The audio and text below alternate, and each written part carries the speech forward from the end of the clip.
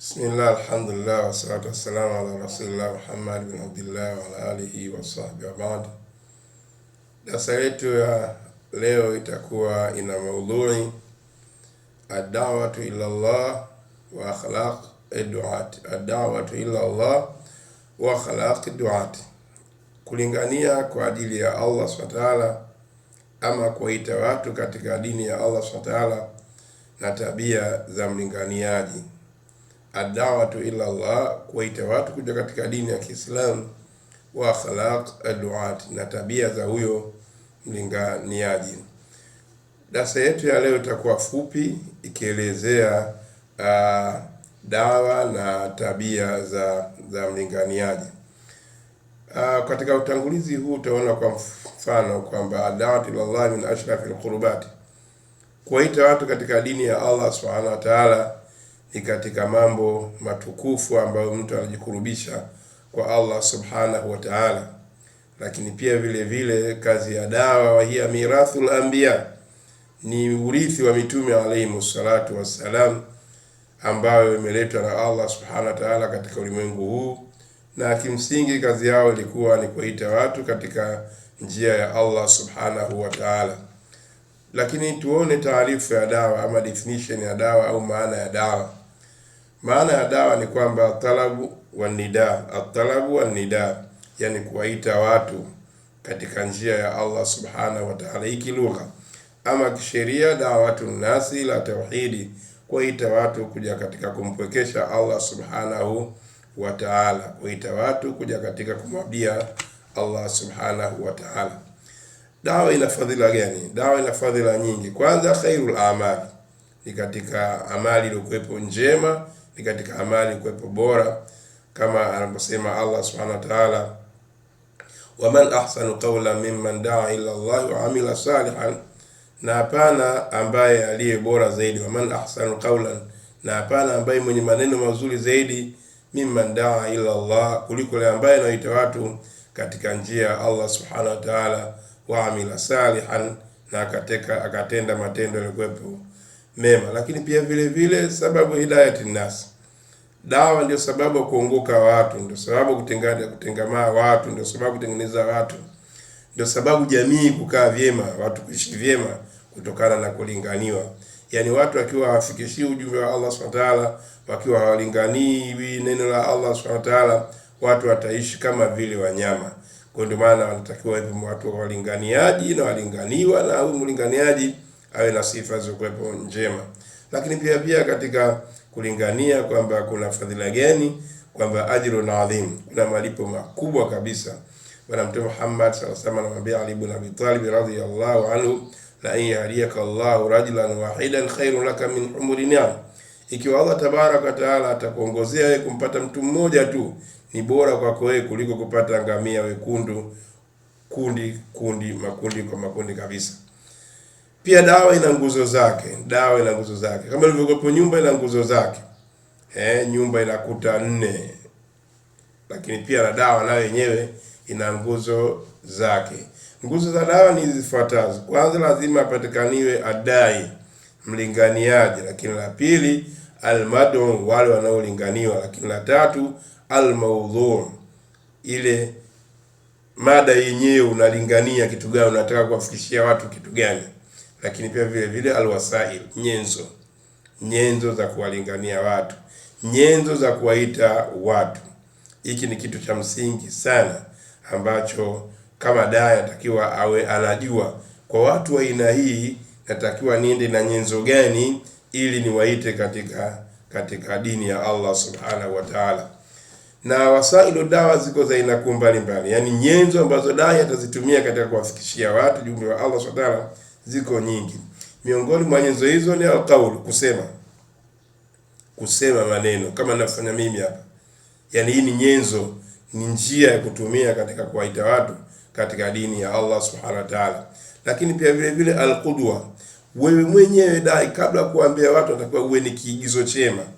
Kama mtaani, ofisini, nyumbani kadha, unatakiwa mwenyewe tukikuona tu uwe kwamba ni kiigizo chema, yani matendo yako yale yaendane kabisa mtu akuige wewe.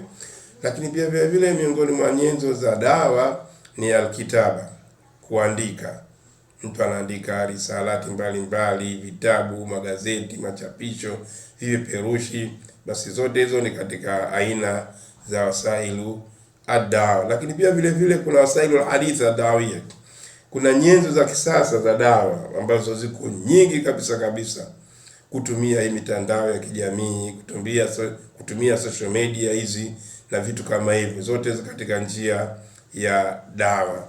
Kwa hiyo kama dai atakiwa azijue hizo wasailu dawa kutokana na maeneo na wahitajia, kwa sababu wanaolinganiwa kwa tofauti kabisa. Kama tunaofanya sasa hivi, dunia imekwenda mbali zaidi, kuna nyenzo mbalimbali za dawa, nasi tunatakiwa tuende nazo, hatuwezi kujiweka nyuma. Kama walinganiwa wanapatikaniwa kwenye YouTube, tutafuata huko, kwenye Instagram tutafuata huko, kama Facebook tutafuata huko, kama hapo masokoni tutakwenda huko na kadhalika. Lakini kuna wasifa ambao dai ama mlinganiaji atakiwa awe nao. Miongoni mwa sifa hizo ambazo dai atakiwa awe nazo wakati kulingania, kwanza al-ikhlas, afanye jambo hilo ama kazi ya dawa kwa ajili ya Allah subhanahu wa ta'ala. Lakini pia al-ilmu, awe na elimu na hicho ambacho anachokisema. Lakini pia vile vile atakiwa al-hikma, awe na hekima, sio anasomoka tu, awe na hekima, tumie hekima, busara, na walingania watu wenye umri mbalimbali, wenye vyeo mbalimbali, wenye nafasi mbalimbali, wenye uelewa mbalimbali. Huyu unaweza ukasema ile akakuelewa vile, ukasema hivi akakuelewa hivi. Kwa hiyo utakuwa na hekima sana jinsi ya kuendea kazi yako ya dawa. Lakini pia vile vile asabru, awe na uvumilivu, sio kila utakayemwambia atakukubalia wakati huo. Allah Subhanahu wa ta'ala anamwambia Bwana Mtume Muhammad sallallahu alaihi wasallam, fasbir kama umirt, subiri kama ulivyoamrishwa. Asabru jamil, na aya mbalimbali. Kwa hiyo dai natakiwa usubiri na maudhi ya wale ambao utakaolingania, kama alivyomkuta Bwana Mtume Muhammad sallallahu alaihi wasallam alivyokuwepo Maka na kadhalika. Kwa hiyo madawati natakiwa tuvumilie, tujue kazi hii si ya mchezo, ina mambo mengi na maudhi mengi. Lakini pia vile vile miongoni mwa sifa ambazo dai natakiwa awe nazo ni arifku, awe mpole. Arifku, awe mpole, na hadithi zimekuja nyingi tu zinazoelezea juu ya upole. Kwa hiyo dai anatakiwa awe na sifa hizo ambazo ni njema. Lakini pia dai kama dai ama mlinganiaji mwenyewe anatakiwa awe na tabia, akhlaqi duati. Hizi ni akhlaqi duati. Miongoni mwa sifa au akhlaqi ama tabia zilizo njema za mlinganiaji, asiliku, awe mkweli. Awe mkweli kwa kile ambacho anachokisema. Lakini pia vile vile atawadhu, awe mnyenyekevu kwa watu, asiwe na kiburi, asiwe na jeuri, asijione tena yeye ndio yeye, kila kitu anajua yeye, kafika. Hapana. Watu hapo anasema nje eti ana maneno anasema, akifanya zile miguu yake chiki kwa mbele afu anasema ukijua hili mwenzio anajua lile. Kwa hiyo natakiwa kimsingi uwe na tawadhu, kwa heshima wakubwa, kwa heshima wenye vyeo, kwa heshima nafasi, kwa heshima wadogo, kwa heshima kina mama na kadhalika. Lakini pia vile vile husnul khuluq, natakiwa uwe na tabia njema, Lakini pia vile kama tulitanguliza kusema, asabru ala al-adha, uvumilie wakati wa kufanya dawa. Sio leo tumekaa wewe mwezi mmoja nataka watu ndio wakukubali unachosema kifuate. Hapana. Topic nyingine ambayo iko mbele yetu kwa sasa hivi, akhtau fi dawa. Kuna makosa yanayofanywa na maduati wakati wa kufanya dawa. Akhtau fi dawa, kuna makosa ambayo yanayofanywa na baadhi ya walinganiaji pale wanafanya kazi ya dawa. Miongoni mwa makosa hayo, al-ghilza, kutumia ukali zaidi kuwapokea watu, kuwasema na kadhalika. Hapana, si hivyo. Tutumie lugha iliyokuwepo mzuri, lugha ya apologize, lugha ya kuwavutia watu, lugha ya kuwashawishi watu, lugha ya kuwafanya watu wapende dini. Al-ghilza haitakiwi. Natakiwa Sio kila sehemu utakuwa na ukali. La. Baadhi ya nyakati utakuwa mpole. Na upole takriban unatakiwa umiliki kazi yako ya dawa 90% na ibakie hiyo sehemu hiyo ndogo tu. Lakini pia vile miongoni mwa makosa ya maduati ambao wakileo tunayo ni qillatul ilmi, kwa ni wachache wa elimu. Hatuna elimu ya ile kazi ambayo tunayoifanya. Kwa hiyo mtu amevamia tu, vijana sema amevamia treni kwa mbele. Ni shida, amepanda treni kwa mbele. Nataka uwe na elimu. Ili jambo la dawa nataka uwe na elimu kindaki kabisa. Lakini pia vile vile miongoni mwa makosa al-ajala, tuna haraka. Yaani unadhania dawa kama vile kijiko cha chumvi kilichotoka katika mchuzi au nini, kwamba kikolee wakati ule ule, au kama vile unachimba shimo nataka uone shimo wakati huo. Kazi ya dawa inahitaji kusema ukweli subira na taani, sio haraka tu. Leo utakubali umekaa hapa miezi miwili miaka miwili utakubali unaondoka. La. Fasbir sabran jamila, subiri, vumilia. Lakini pia vile miongoni mwa makosa ambayo yanafanya na baadhi ya maduati, Allah tuhifadhi sote kwa pamoja, adamu muraati al-hal, kuto kuchunga ile hali ya wale unaowalingania. Hivi unaowalingania sasa hivi ni watu wa aina gani? Ni watu wa nafasi gani? Watu wazima, vijana, kina baba, watu wenye nafasi zao, matajiri, maskini, mafukara, watu wa vijijini, watu wa mjini, wote hao wana hali tofauti za kidawa. Watu wa vijijini wana hali zao, mafakiri wana hali zao za kidawa, matajiri wana hali zao za kidawa, wenye vyeo wana hali zao za kidawa, wafungwa wana hali zao za kidawa, watu wa sokoni wana hali zao za kidawa, kina mama machagudoa na wenyewe wana hali zao za kidawa na usulubi wao kuwalingania na kadhalika.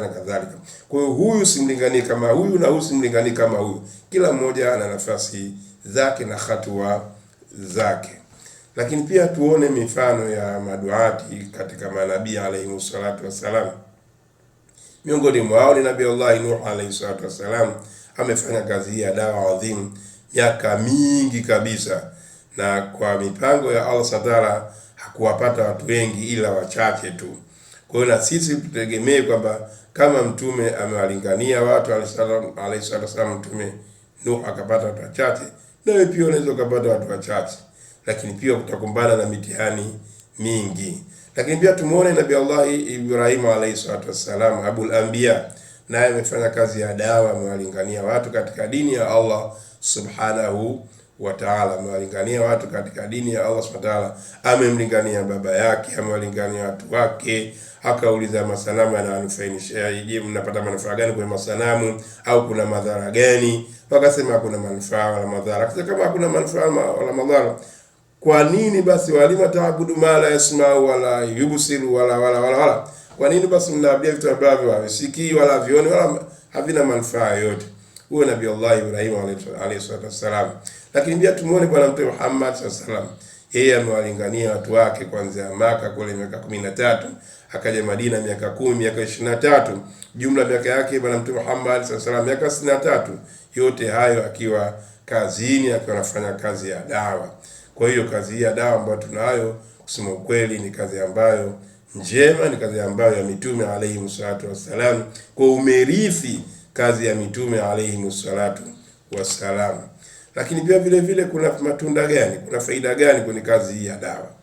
Kwanza hidayatun nas, kama tulivyosema kwamba watu wanaongoka kupitia kazi ya dawa. Lakini pia vile vile al-ajrul adhim, kuna malipo yaliokuwa makubwa. Lakini pia vile vile faida ya kazi ya dawa, islahul mujtama, jamii inatengamaa, hawi jamii ovyo ovyo, jamii inakuwa na mwelekeo, jamii inakuwa na uongozi, jamii inakuwa na kiongozi, jamii inafuata dira ya Allah subhanahu wa ta'ala. Sio kila mmoja anaishi tu kama mnyama. Na dunia ikosa mwongozo wa dawa, watu wakikosa mwongozo wa dawa, watu wakikosa mwongozo wa Allah subhanahu wa ta'ala, wanakuwa wanaishi tu kama wanyama, wanaziniana ovyo, wanalewa ovyo, wanadhulumiana ovyo hivyo. Lakini wakiwa wanapata mwongozo wa Allah subhanahu wa ta'ala, hakika wanaishi katika njia iliyokuwa sawa sawa kabisa. Mwisho kabisa, kwamba dawa tahtaju ilmin wa akhlaqin wa sabri. Kazi ya dawa inahitaji elimu, inahitaji tabia njema, lakini pia inahitaji uvumilivu. Ndugu yangu dai ambaye umeingia katika kazi ya dawa, unatakiwa uwe na elimu ya kazi hiyo, lakini pia vile vile uwe na tabia njema, lakini pia vile vile uwe na subira wakati wa kuwalingania watu. Ukifanya hivi, ukifuata miongozo ambayo tunasema, hakika kabisa utakuwa umefaulu na dawa yako itakuwa imefanikiwa. Tunamwomba Allah tabaraka taala atukubalie kazi yetu ya dawa, atusamee madhambi yetu tunapokosea, atusamee sisi na wazee wetu, atusamee sisi na mashaka zetu, ajalie dawa yetu yenye kusikika duniani kote na watu Allah subhanahu wa ta'ala awaongoze kuja katika dini yake kwa rehema yake na mapenzi yake. Wa sallallahu ala Muhammad wa ala alihi wa sahbihi wasallam, walhamdulillahi ala tamami wal kamal. Wassalamu alaikum wa rahmatullahi wa barakatuh.